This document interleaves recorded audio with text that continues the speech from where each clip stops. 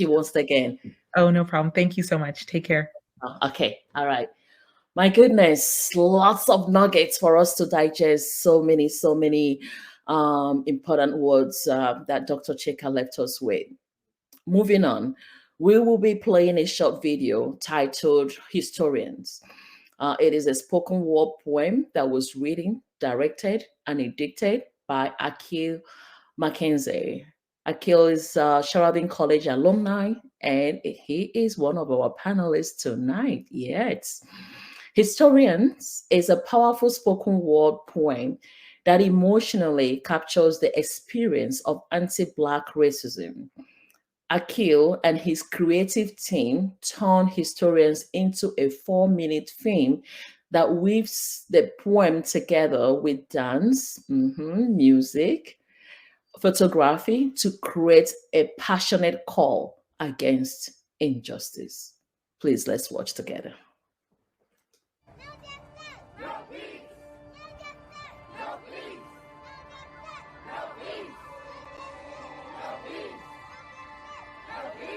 Historians. Do you know a Black man without a job? I don't. For the moment we are born, we are given the part-time job as a warrior. Because every day, we will have to fight for our lives. Part-time warriors, but full-time historians. Because the names of our deceased brothers, fathers, sons, cousins, uncles, neighbors, they lay sizzled into our brains and engraved into the doorknob anytime we think to go outside. We see their shadows in the back of every police car that drives by. Their faded smiles in every purse that's clenched as I near. People would social distance to the other side of the street before coronavirus was the excuse. We are historians. We can name every African American who was shot for holding a bag of Skittles, every Black man who was brutalized next to a train, every nigga who couldn't breathe as a knee was against his fucking neck, every Negro who took 14 bullets to the chest because one to the knee wouldn't suffice.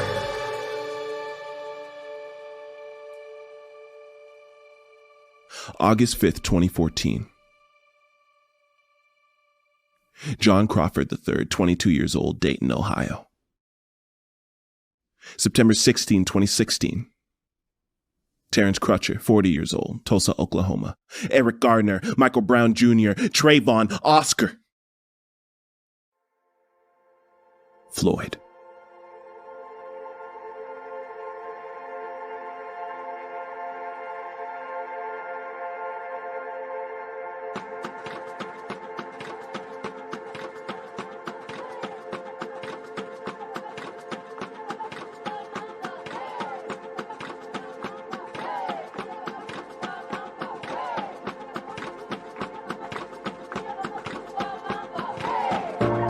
My first thought when I seen authorities to put my hands where they can see them and my skin where they can't. I am tired that every Black History Month, when I go to write a poem, I have new material to talk about. New parents shielding their daughters. New women looking for a good time and a long length so they can feel like a bad girl. New reasons for the word nigga to be shared like polyamory. New people to tell me, but it's getting better though. Cursed from birth to remember every injustice to every soul murdered so often that we started believing Black bodies made better fertilizer. We are historians. And the job description is Black.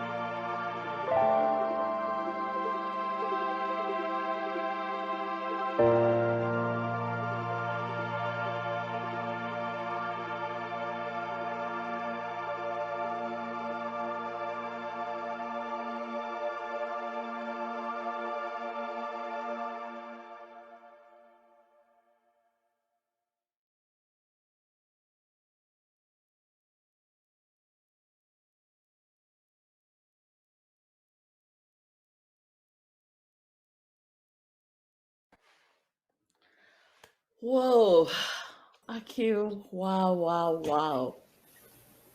That is really a powerful message. Thank you for bringing the reality of our struggles to light. Thank you. Thank you for having me. You are right. And hello, all panelists. Hello, everybody. Even without knowing it, we are already destined to be warriors from the moment we are born. Please take a minute to say hello to our participants, and if you can share with us what made you start the historians movement, and how did this spoken poem came to be?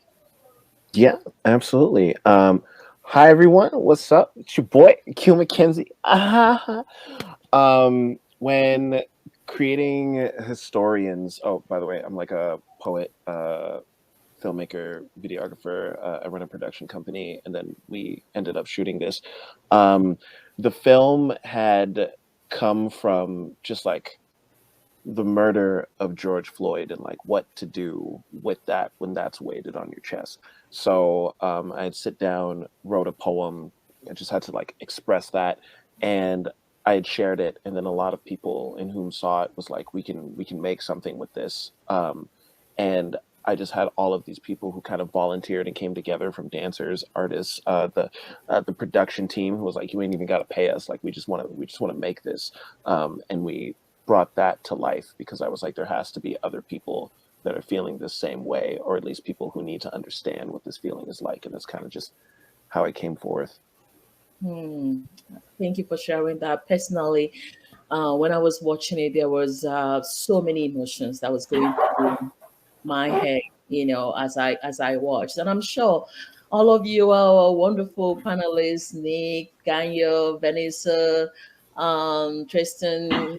I'm sure all of you, that there must be emotions running through. If you don't mind, introduce yourself, and I'll start with you, Nick. Say hello to everyone and tell me what your thoughts are. Hi, I'm Nick. I am at TD Bank in Marketing and Social Impact, and um, the video moved me very, very quickly into the piece. It was powerful. I don't think words will do justice to what Akil has accomplished with that video in the end. And, seeing the faces of myself, my relatives, my grandmother, in that woman that you had in there, and in the end saying dedicated to us, so made by us and for us. Extremely powerful, extremely moving, and ever so much needing a reminder that we matter. And this is a testament that will last forever for us, particularly as Black Canadians as well. So thank you for it. Thank you. Absolutely, we matter, and I like that. And what you just said, every part of us, every piece of us, every human being, every Black person was really represented in that video. So that was wonderful.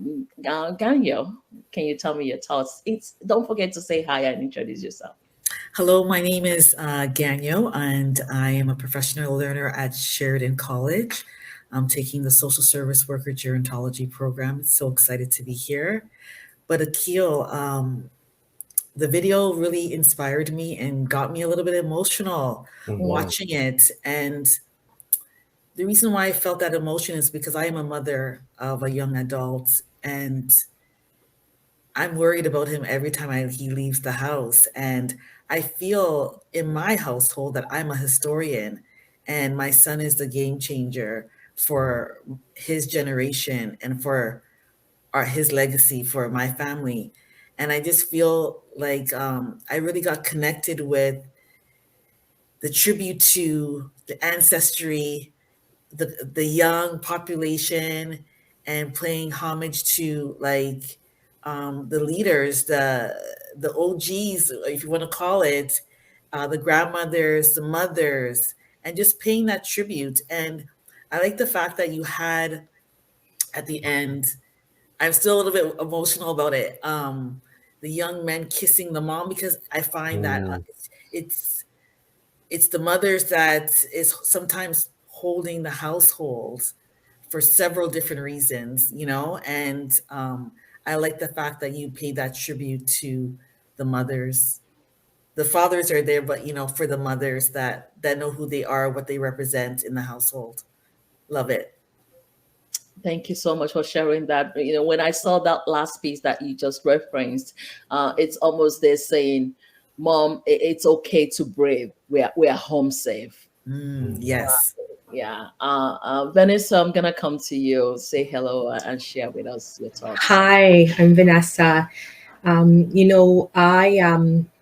I must tell you, you took the words right out of my mouth. It was like that we're going to be okay.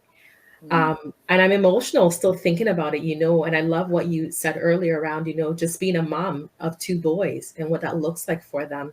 And especially when living in a predominantly white neighborhood and the conversations that we have to have. But we have a community and we're one. And so, they try to bring us down, but we are strong. We're powerful. And I think that there was so much victory, although it was sad and a real tale of what we endure. There was a lot of power and a lot of strength, like overcoming strength, And so, thank you for sharing that with us, and thank you for moving us this evening. Thank you for that, overcoming strength. And Tristan, I'm coming to you. I don't know if you're a father, but you're a son, definitely, and you're most likely a brother. From a man's perspective, what are your thoughts? Akil, that was incredible.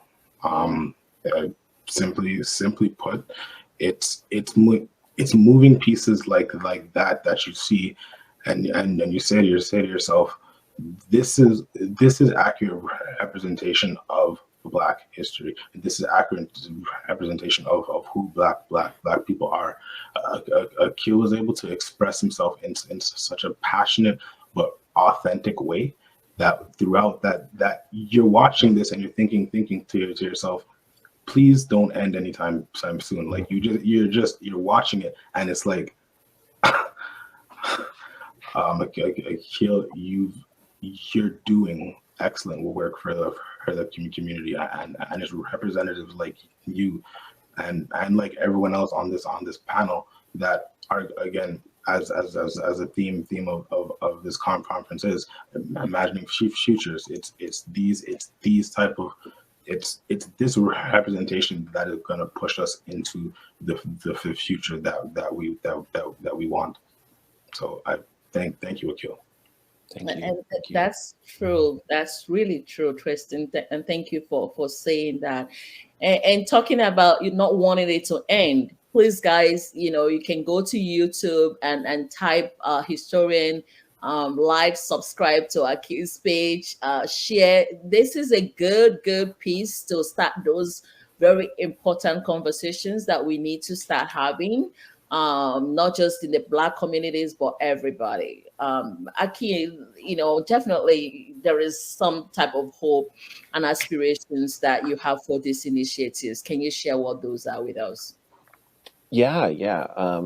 Last year, it was really to spread awareness, like it was to get it to as many places as possible. And I think we were able to accomplish that. Like we were able to get it on television. We got it televised. It was on the news. We were able to get it in different countries too. It was able to help with like children in Brazil and Uganda for learning to dance and also learning about social justice before coming to North America. So that way they'd be able to fend for themselves. But right now, kind of what it's grown into is to be able to keep creating. Like we're going to keep like releasing more things, but we want to be able to start seeing Black creatives release film that's not just about the hardships of being Black. Like a lot of where the funding is going is always towards like, oh, it has to be about the kid that came from the hood, or it has to be like, oh, this is about the struggle. And the longer that we just continuously look at that narrative, why can't we just have a rom-com? Why can't it just be a story that's like, oh, he's just an action hero and he shows up and he kicks some butt? That's kind of where we want to bring it to now, like creating pieces that aren't necessarily about the struggle, but there's just as much attention on it. Absolutely, creating stories about our triumphs, and we have a lot of fun as well, and we have successes and we have a different story to tell. So I really, I truly agree with you with that point. We're gonna be shifting a little bit and and looking at another team that we have here, which is basically imagining futures. Nick, I'm gonna come to you. Sheridan's Black History Month team, like is imagining futures. So, what does that mean to you? And what do you think? How do we encourage students to find themselves in a world that seems to drive us further and further apart? I think that's a great question, and I think it might look different for everyone. I can only speak to my own experience, my own outlook on what it is to be Black in Canada and in a large corporation like TD Bank. I think it's important to know where you come from. I know we've all heard that before, but I really do think it's important to understand our history because it gives motivation to where you're going to go. The other part of my answer I'd like to make sure that I get out there is there are always going to be barriers to success, always. And as a people of color, each of us have experienced that in some way, shape, or form. And I think the most powerful thing to supersede that is to have a confidence in oneself and a knowingness that you can accomplish whatever you put your mind to. It sounds super cliche, but if we focus on the barriers, which we have to, and I think there's a time and a space to do that, similar to what Akil just said, is we have to pay attention to the struggle, but we also have to celebrate who we are as a people as well. And that is so important to do. And I think individually wanting to attain something, in whatever industry you're in, whether you're in corporate America or Canada rather, or corporate America, a corporate environment, entertainment, sports, is not letting the struggle sometimes distract you, but allowing that to motivate you and to really not look at yourself as a victim, as true as that might be in some instances and in some spaces, is to have an inner knowingness that you can accomplish what you want to accomplish. Is that, it's not in spite of the way you look or who you are or what you bring to the table, is, and having that faith that things can be accomplished in your life, regardless of if you're Black or if you're a woman or if you're gay, or trans, it doesn't matter. You can still accomplish it. So focusing not so much on the barriers that exist, but looking through them, beyond them, and finding a source of power so you can continue your life going forward. Because we're living our lives. Yes, we're people of color, we're Black people, but that's not all of what we are. We're so much more than that. And I think spending so much time showing the world that we're more than that is exhausting. It's necessary. It's still necessary. And it saddens me sometimes, but as individuals, knowing that you are so much more and that you can achieve whatever you put your mind to, I think is extremely powerful. So sort of going deeper within to the non-physical and having a knowingness. And a lot of us in the Black community find that through religion, through a greater source. And if you're not religious, go a different way, because it's not going to come from external. It's going to come from within, the power to sort of carry on and put one foot in front of the other. And I often think of our ancestors who, in the most heinous environment and circumstances, were able. That's what I often think of when I have difficult moments in my life. How am I going to do this? I didn't get the job because I think they didn't like me because of who I am. My ancestors and our ancestors had to persevere through so much. This is nothing. I can do it. I can achieve. Absolutely. I love that. Thank you so much for sharing that with us. Confidence in oneself, focusing, not just on the color of our skin, but perhaps using our differences to fuel, ourselves forward and push ourselves forward. You mentioned you work for TD. Are there any resources or pointers that you can share? And last question for you there: does TD offer any program that supports hiring Black students? not Black students specifically. We have entry points for Indigenous students and entry points for other people. But we do have in our intake, there is a stream in talent that does bring in Black people, but we don't have internships set up as yet. And that's something that I'm advocating for. But there is a stream to intake Black people into the company. TD has, we are known for diversity. You'll see our representation at Pride. You'll see our representation. There's Global Black Pride coming up. Our representation at many Black initiatives in Toronto and across the country. And we're doing a fantastic job. But it's very notable. I want to say this, and I'm going to critique the company that I work for a little bit. So at TD, we have an endeavor to double the number of Black executives in a company across Canada of 90,000 employees. My last count, we had about 15 Black executives. That is unacceptable. And because of the events of 2020, TD was forced to look at the number of Black executive representation and make a public statement to do better. So a company like TD that does a lot of wonderful things for diversity, and they have over the past 20 years, has gaps. So if we have those gaps still, other companies, small, large, have those gaps too. So the work is not yet complete. We are in the midst of increasing representation. That's really, really important to point out. One last thing, just to wrap up my portion here is, I'm currently involved with an organization. It's a Black organization called Onyx, and their purpose, and I was hooked into them through TD, which is great. And their purpose is to match Black mentors with young Black mentees. And as soon as I heard this opportunity, I jumped right in.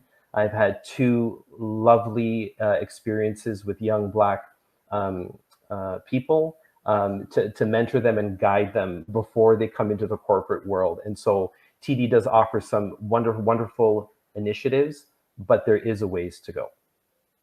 Amazing. And yes, I'm so glad you mentioned Onyx, and it's the work they're doing is incredible, and it actually aligns with the work we're doing, at Black Mentorship Inc. as well. We recently just launched a cohort where we admitted close to 20 Black professionals, and we've matched them with mentors to support them. So yes, we need to continue doing that. And you're so right. Representation matters, especially in the executive space. That's how we continue to make sure that we fill in those gaps that currently exist. But yes, thank you to TD, because I see what the work that they are doing in the community. So we are really grateful to them.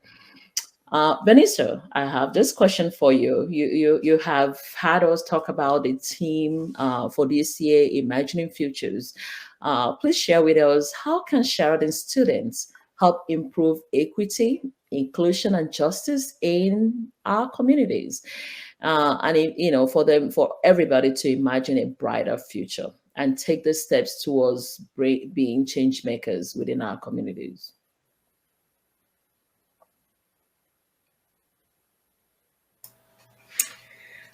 Were you thinking Ganu or Gayo, or are you thinking B? Actually you, Vanessa. Yeah. But Gayo, you can also chip in. And any one of the panelists, you can chip in too. Yes. Okay. I think that as we look at, imagining futures and, equity, diversity, inclusion, looking at change makers, I think it's important for us to look at ourselves as, what we bring to the table. I love, and as change instruments, I love what the doctor was talking about earlier, right? How do we show up in this world? How do we show up when we are, when we confront adversity? How do we present ourselves, right? And being equipped, having an awareness, I think that's really important. That's a great way to get started in terms of being a change maker. There has to be a level of awareness of what's going on. I think that sometimes the situations and the world events can be so crippling that it just tends to just kind of stay back and not want to get involved. But I think this is essential for us to be aware. And then I think who else needs to be part of those conversations? Because the burden is so great. The burden is huge. Who can partner so that we can begin to do that work together, as opposed to looking at it as an individual, fight? Yes, thank you. Level awareness, like you just mentioned, is really very essential. Daniel, do you want to chip in on that as well? Yes, I feel like allyship is very important in regards to making a difference and having those partnerships that Vanessa has mentioned. And I feel that through allyship, those individuals who have an open mind, that are willing to learn and talk to grassroots leaders that are actually active in the community and find out what are the needs, opposed to saying that I'm available to help, I can do X, Y, Z.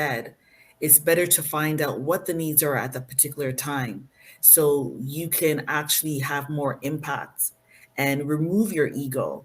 And again, as a student at Sheridan College, I've been amongst several supportive professors, faculty, and staff that have leveraged their privilege for me to have opportunities. And I'm very grateful for that. One thing that I would say in regards to that is that these individuals stand out because they were listening to my needs, listening to the needs of the students. They were taking action, and they were actually trying to find a way how they can be involved, and they're acknowledging their privilege. So in my program, I'm taking social service worker gerontology, and gerontology is working with older adults. And most of my professors is a representation of what's out in my field. But I've had hard conversations with my professors because they have that openness to wanting to know of what difference we can make at the school setting as well. Just being able to have a representation of myself teaching me will make it definitely be an impact in changing some barriers, and it will allow to empower me. And just to add what Nick also said, it's about leveraging your strengths. Yes, we can talk about the past, but we also need to leverage our strengths and go deep dive within to know your purpose and your journey. If it's through religion or spirituality, I feel for myself as an individual that has definitely changed my mindset of how I want to go.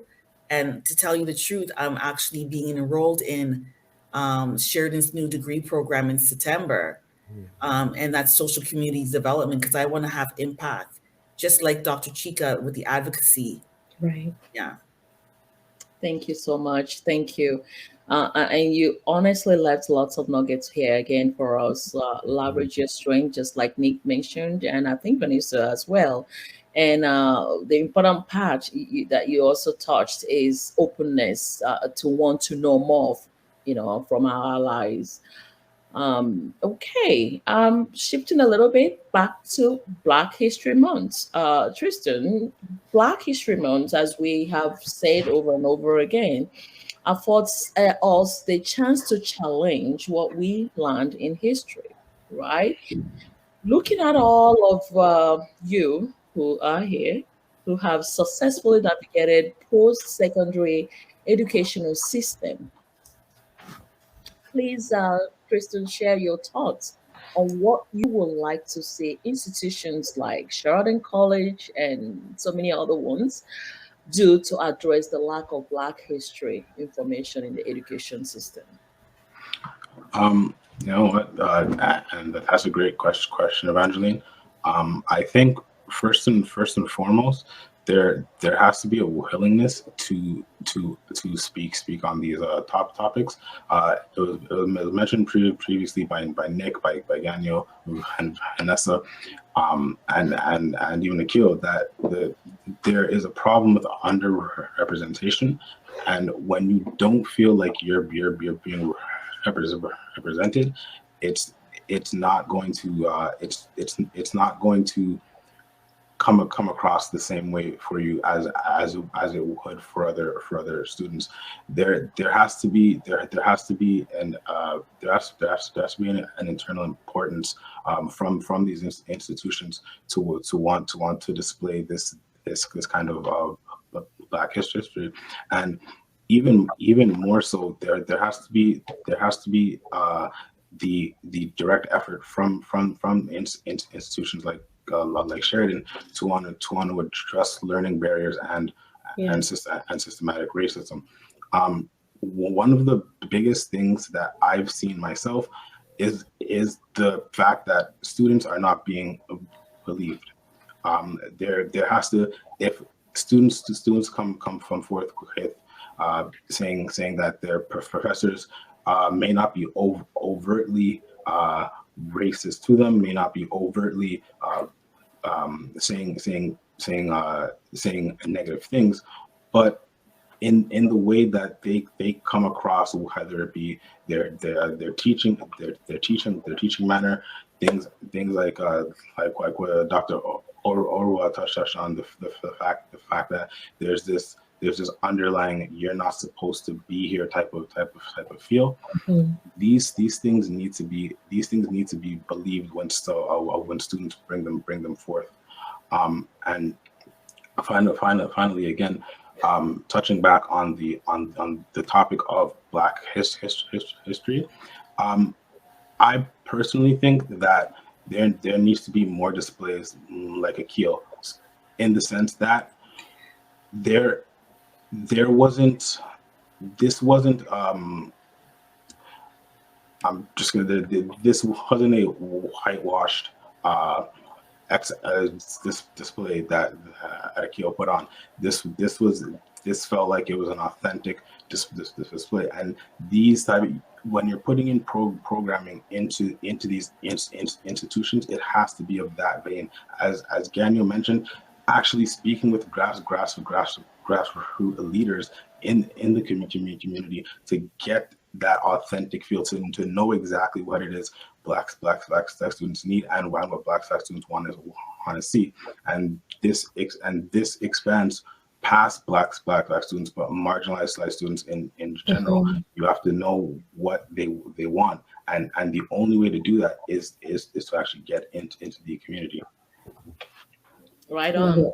Right on. And somebody was saying something. I don't know if you want to chip in, so go ahead. I think that I love what Tristan is sharing, and from what I'm hearing from him, he's saying, let's begin to call some of this stuff out, right? Enough is enough, right? And silence is not doing anything.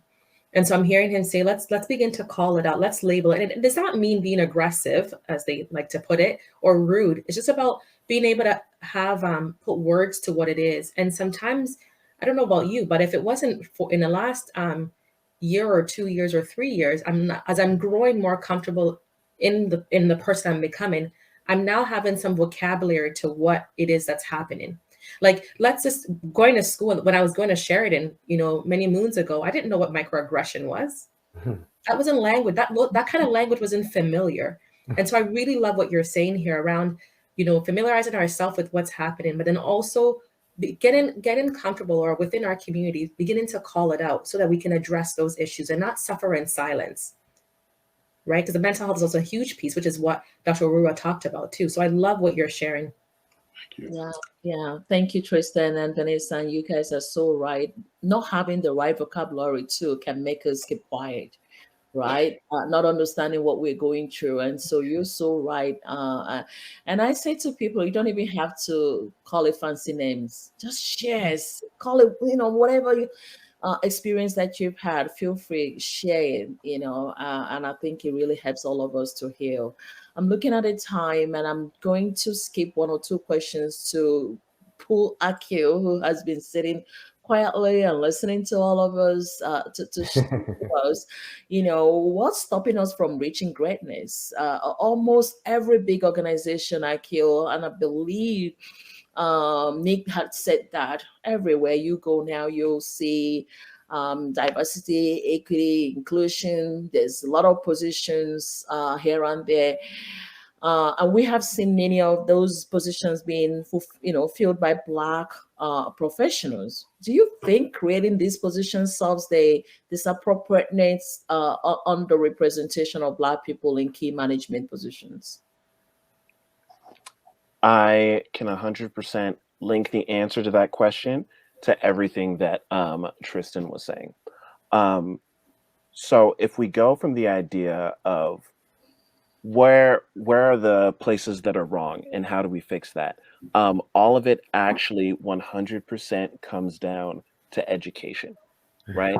And the idea of when we were talking earlier, and it was like some professors, for example, doing things that aren't like inherently racist, but the students need to be listened to. All that still comes down to education, but from a level even prior to that and before that, where we need to be creating a space within the school systems, within our communities, where we have less of you did something wrong and we slap wrists, and more of explaining Black history, Black present, and Black future. Because Black History Month goes into 28 days, but there are 365 days of the year. And there's so much more time for us to be learning about Black past, present, and future, the world of that, in which would 100% change things.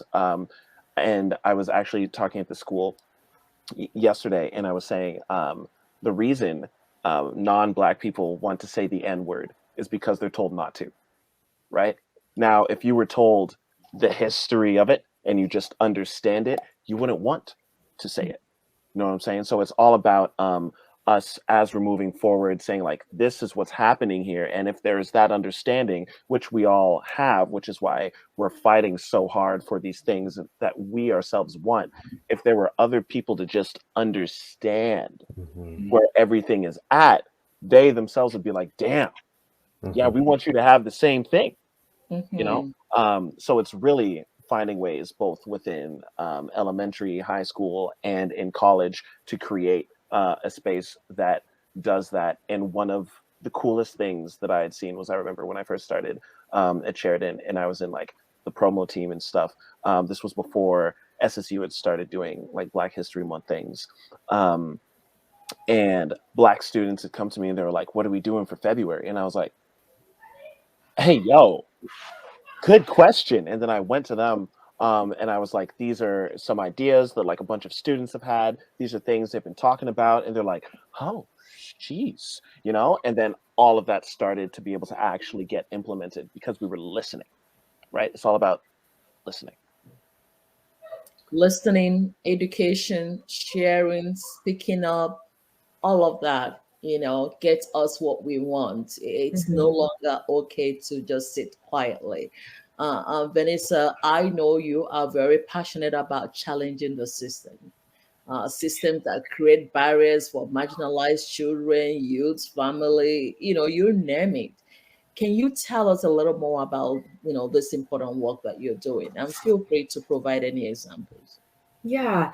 So I've had the privilege of serving families, youth, and children for over 10 years. And, as a sector, we're able to see that there's this proportionate number of Black children that are in care, as well as the disparity. So what is the outcome for these children when they come into care? And so, I began to look at, how do I do my work differently? Because my people are different, right? We respond differently, we engage differently, we parent differently. And so, I just began to look at what are some day-to-day practices, and structures that create oppression. And it's so subtle. It's not like the big, racist signs that most people think of. It's the very subtle ways, right? And so I've heard of a quote that says, our questions are intervention. And Dr. Rua kind of made mention to something of that sort earlier, right? Questions are interventions. And so beginning to challenge the status quo. Why does it have to be that way? Who said it has to be that way? Right? And again, very respectfully, making my presence known in different communities and different agencies. And so police station, within the healthcare system, within the school care system, beginning to ask questions. So again, challenging the status quo and really just engaging in critical, reflective, and reflexive practice. And so why are we doing what we're doing? What is the truth about what's happening here?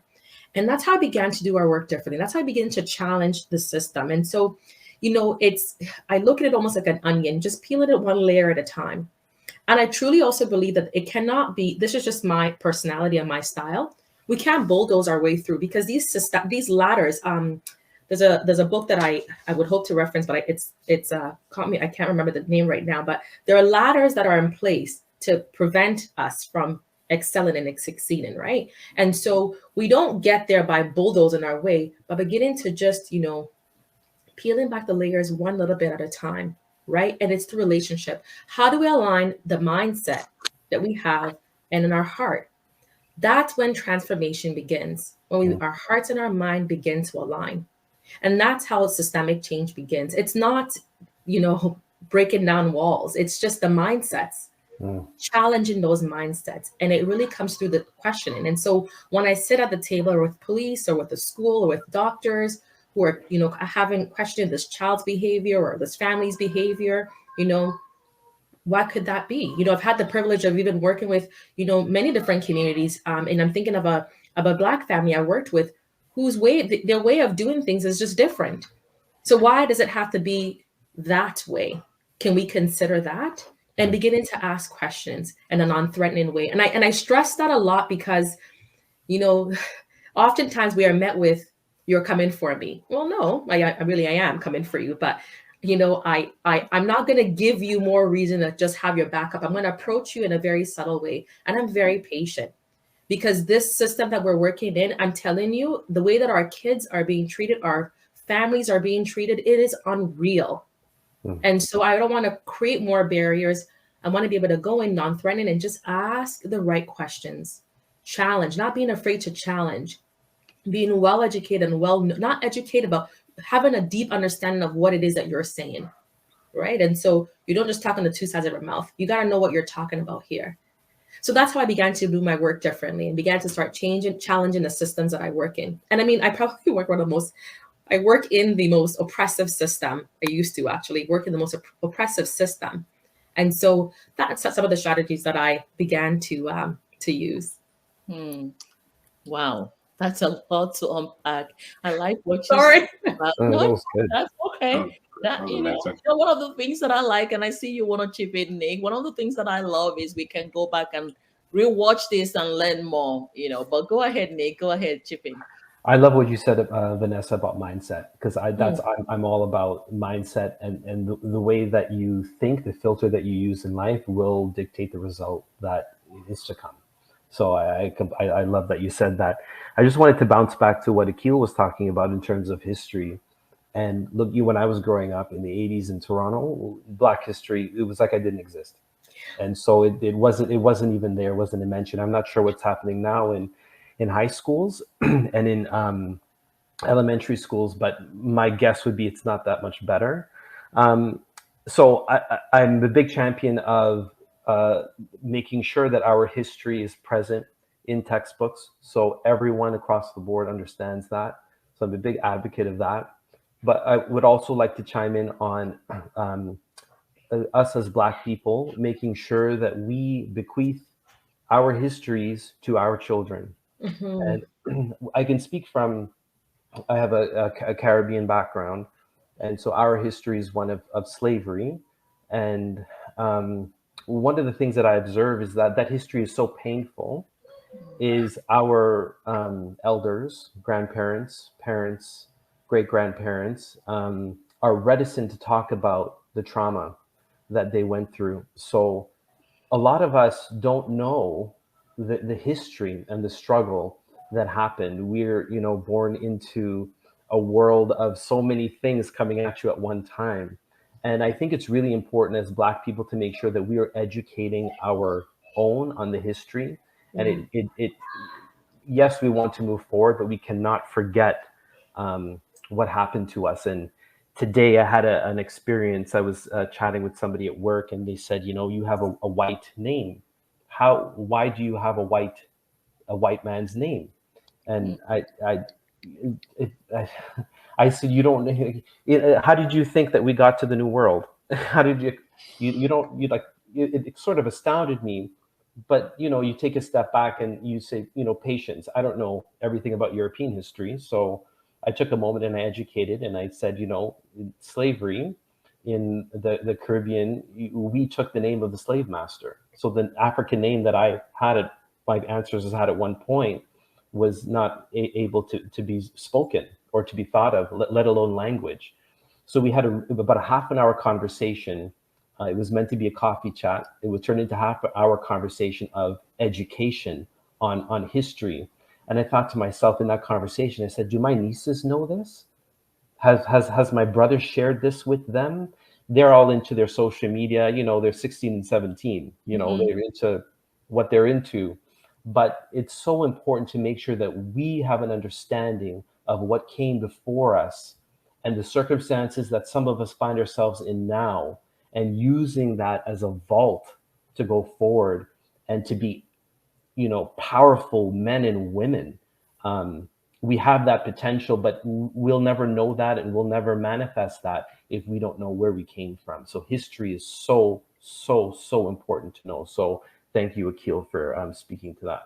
We cannot stress that enough, and educating our young ones. And bravo to you, Nick. It's important for us too to recognize a teachable moment. So thank you for recognizing that and using that opportunity. Go ahead and add, Akil. This is what I love, when everybody's on fire.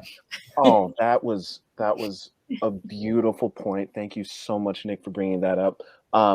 Because I did not learn that until I was 21 years old.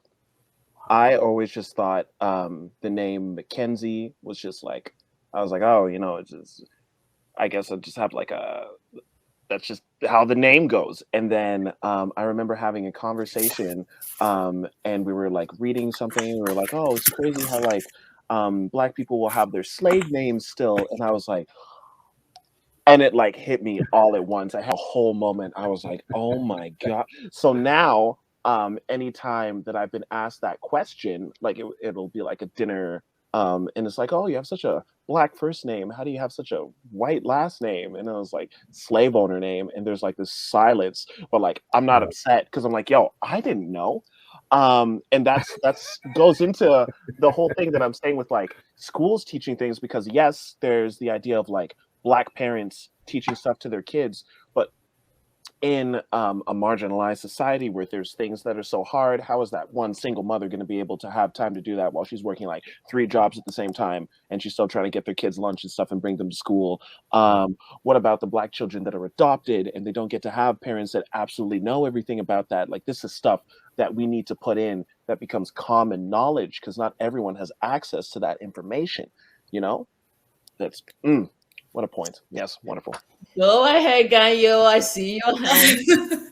I just want to add in, as a returning mature student coming back to school after 20 years, it's very interesting. Me and my son were both in college at the same time.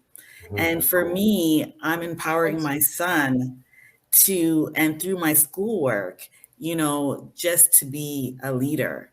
He's entering into an industry where he is not diversified.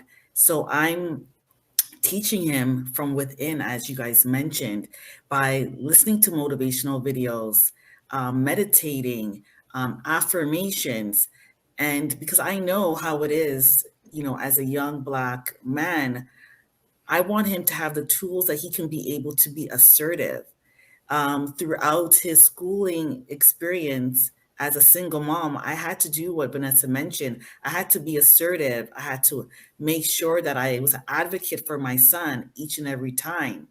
So he sees me be advocate as a parent towards him. And I'm teaching him that it doesn't matter where you are in the industry, even if you're the only one, be assertive, be professional, have teachable moments with individuals who don't look like you, because it's not only about empowering yourself as an individual, it's also empowering those individuals who don't know, because there's many people that don't know.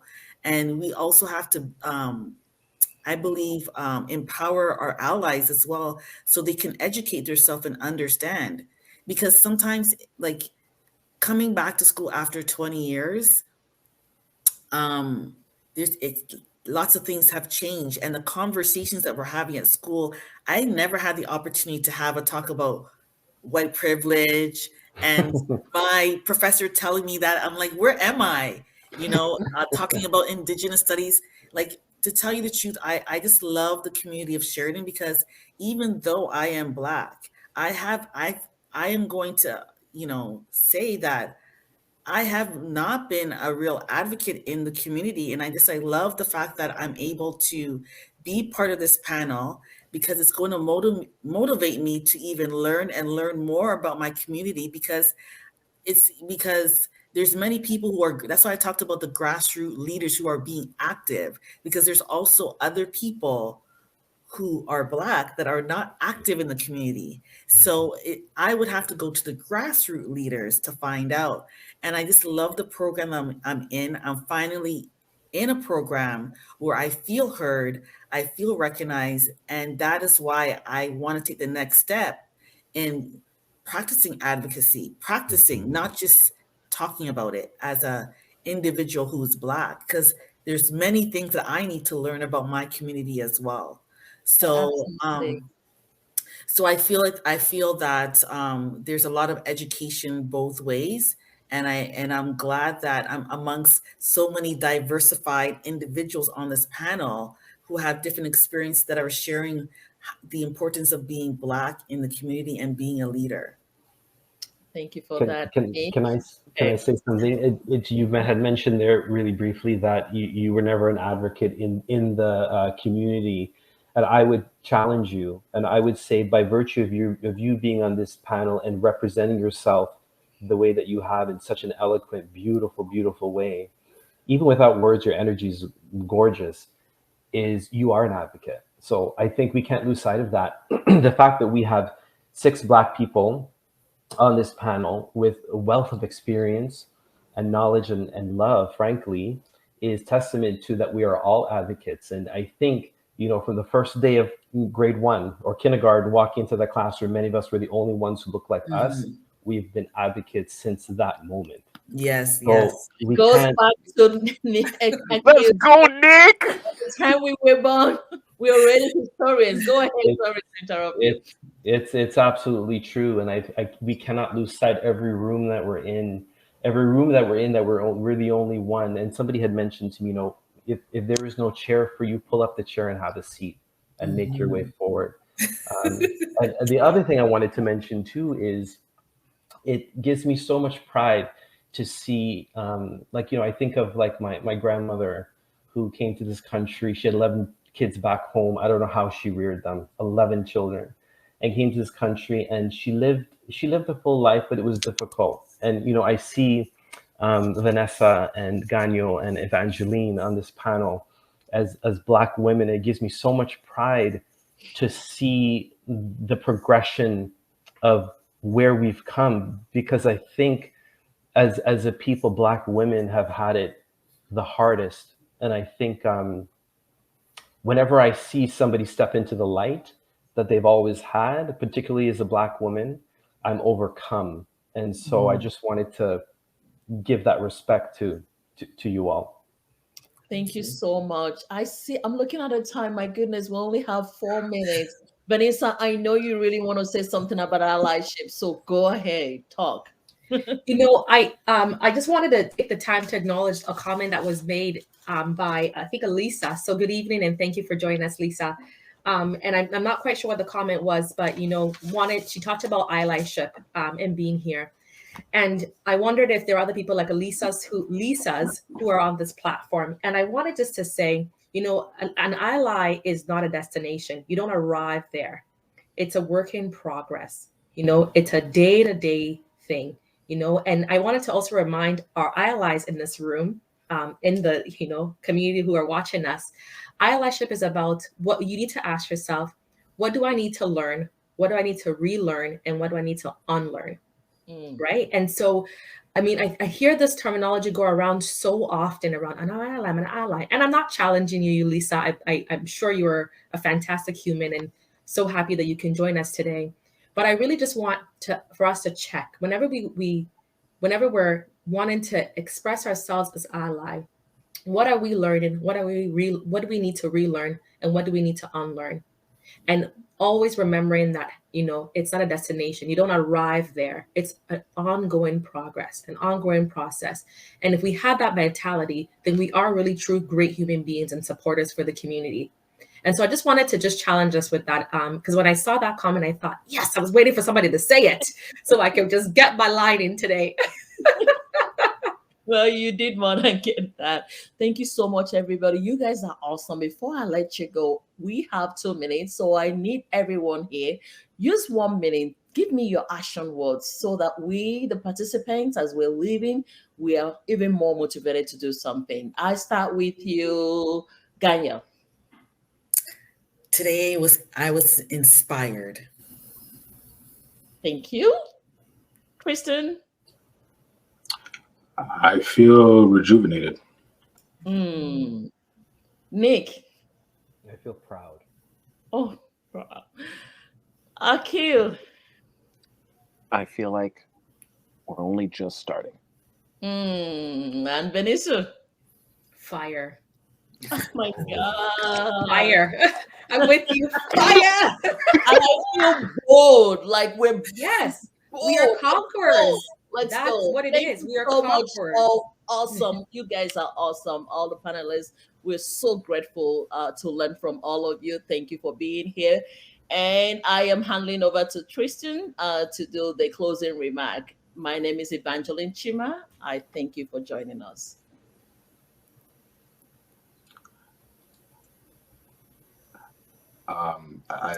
I will be doing the closing remarks.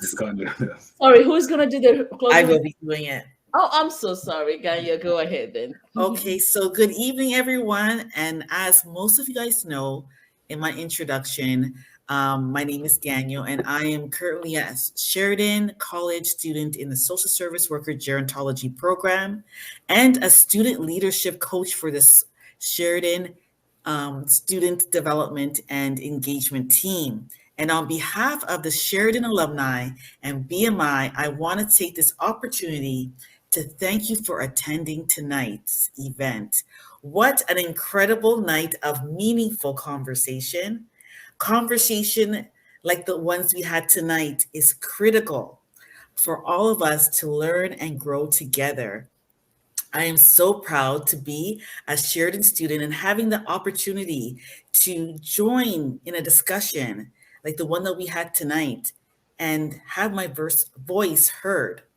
I would just like to give a special shout out to all the amazing alumni for coming back tonight and sharing an experience, sharing your personal stories and giving advice. It means so much to us as students and professional learners at Sheridan.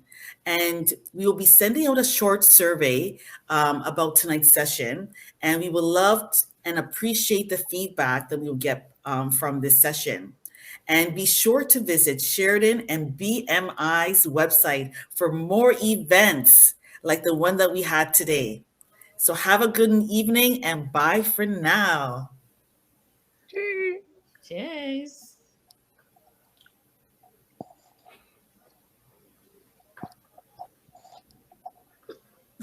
I'm joining our queue with Jan Jan's move. Yeah.